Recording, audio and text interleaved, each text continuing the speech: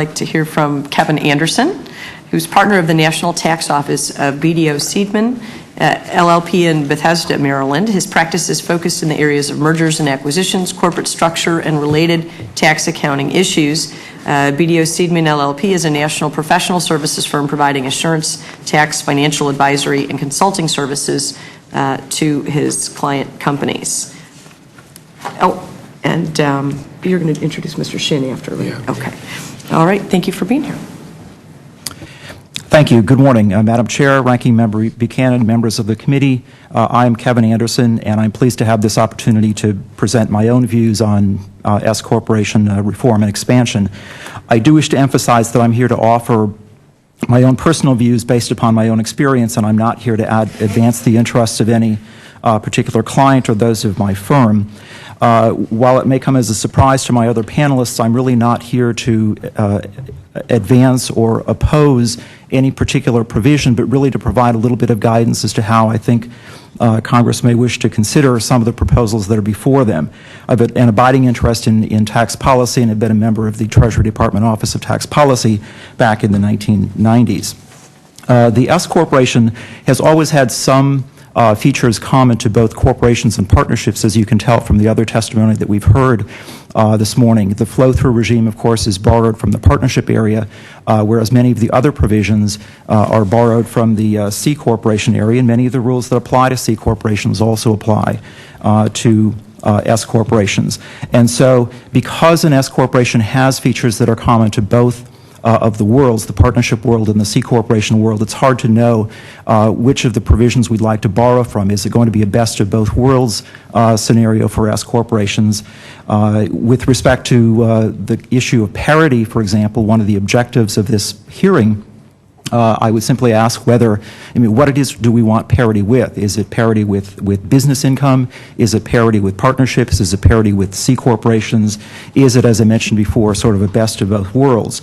We've talked a little bit about tax rates. Other panelists have talked about the prospects for changes in the corporate or individual tax rates, and I think there's going to be some stress upon the S corporation model if C corporation rates go down or if individual rates go up after 2010, as they're scheduled to do, for example. So I think that those are one of the policy considerations that we'll have to consider.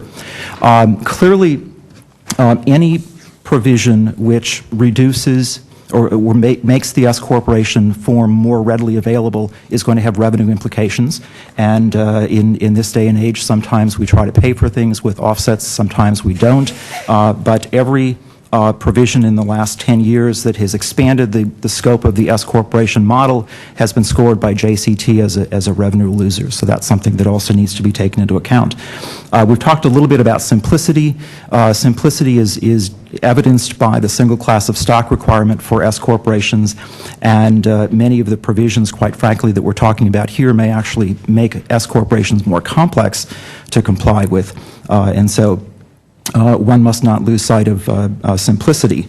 Also would not like to lose sight of the small nature of S corporations. They are, after all, in the code referred to as small business corporations, but I think the documents that have been circulated for this hearing have made it clear correctly that the only way that S corporations are kept small is through shareholder limitations and not by restrictions on their revenues or assets or their employees or the size of the business per se.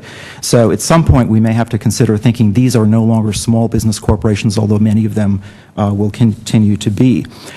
So we need to make sure that S corporation income is taxed currently, as most of the provisions in the code already do, even for tax-exempt organizations. But the only exception that's contained in the existing rules are for stock owned by an employee stock ownership plan or an ESOP.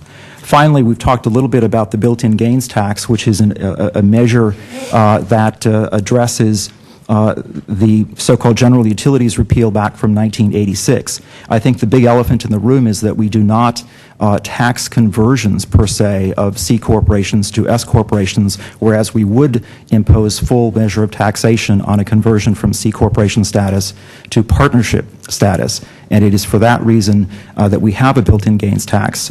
Quite frankly, 10 years was arbitrary. 7 years is just as arbitrary. The only thing that it has to advance it is that it is shorter than 10 years. I will skip discussions about the specific proposals, although I'd be happy to address them in questions and answers.